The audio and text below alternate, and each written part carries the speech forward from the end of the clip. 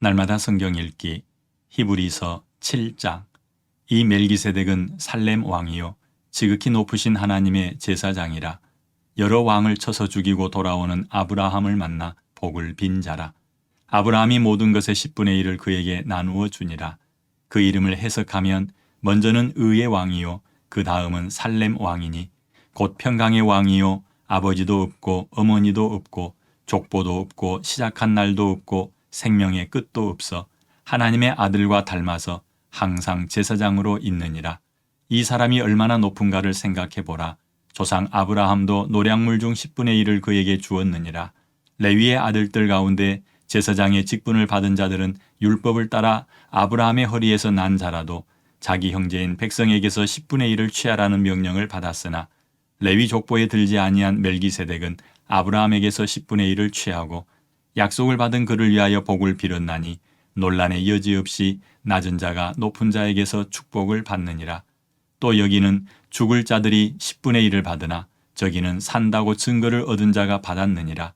또한 10분의 1을 받는 레위도 아브라함으로 말미암아 10분의 1을 바쳤다고 할 수 있나니 이는 멜기세덱이 아브라함을 만날 때에 레위는 이미 자기 조상의 허리에 있었음이라.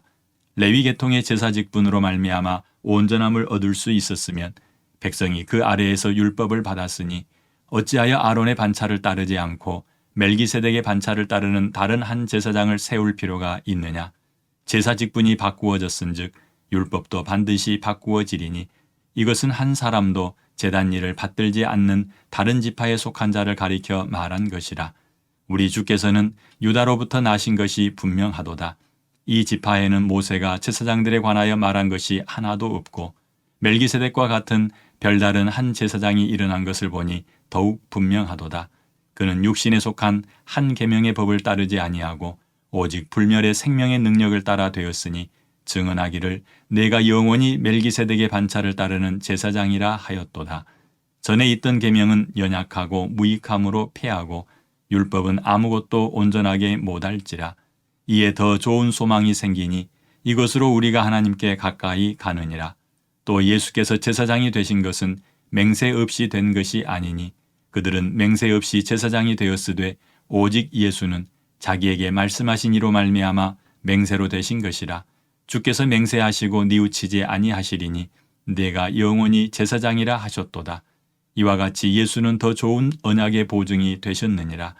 제사장 된 그들의 수요가 많은 것은 죽음으로 말미암아 항상 잊지 못함이로되 예수는 영원히 계심으로 그 제사장 직분도 갈리지 아니하느니라. 그러므로 자기를 힘입어 하나님께 나아가는 자들을 온전히 구원하실 수 있으니 이는 그가 항상 살아계셔서 그들을 위하여 간구하심이라. 이러한 대제사장은 우리에게 합당하니 거룩하고 악이 없고 더러움이 없고 죄인에게서 떠나 계시고 하늘보다 높이 되시니라. 그는 저 대제사장들이 먼저 자기 죄를 위하고 다음에 백성의 죄를 위하여 날마다 제사 드리는 것과 같이 할 필요가 없으니 이는 그가 단번에 자기를 들여 이루셨음이라. 율법은 약점을 가진 사람들을 제사장으로 세웠거니와 율법 후에 하신 맹세의 말씀은 영원히 온전하게 되신 아들을 세우셨느니라. 아멘. 본문은 예수님의 제사장 직분이 아론이 아니라 멜기세덱에게서 나왔다는 사실을 강조합니다. 그리고 멜기세덱에게 아브라함이 전리품의 10분의 1을 드렸다는 사실에서 높은 자가 낮은 자를 복주는 것이며 아론도 자신의 조상인 아브라함을 통해 멜기세덱에게 10분의 1을 드렸다는 점을 밝힙니다. 이처럼 멜기세덱의 제사장 직분이 아론의 직분보다 높듯이 예수님의 제사장 직분도 그러합니다. 이는 하나님께서 맹세로서 예수님을 영원한 제사장으로 삼으셨기 때문입니다. 예수님은 영원히 계심으로 제사장 직분도 바뀌지 않습니다. 이처럼 하나님께서 전에는 약점을 가진 사람들을 제사장으로 세우셨으나 이제는 아닙니다. 하나님께서 아들을 영원한 대제사장으로 세우셔서 단번에 인간의 죄를 없애고 구원을 이루게 하셨다고 한 잇따른 두 구절은 어디입니까?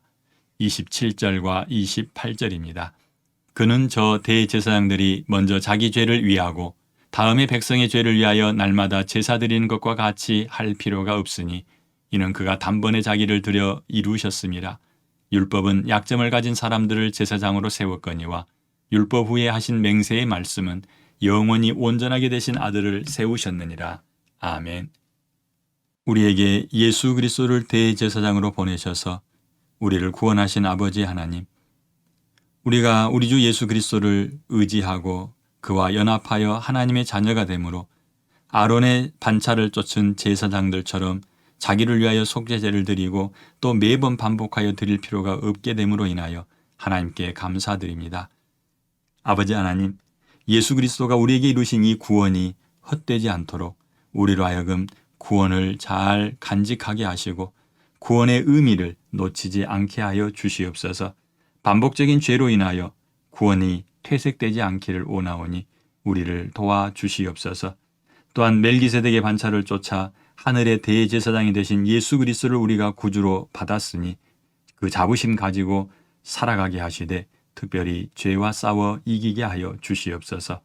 오늘도 우리의 대장 되신 예수 그리스도를 따라가기 원하며 예수님 이름으로 기도합니다. 아멘.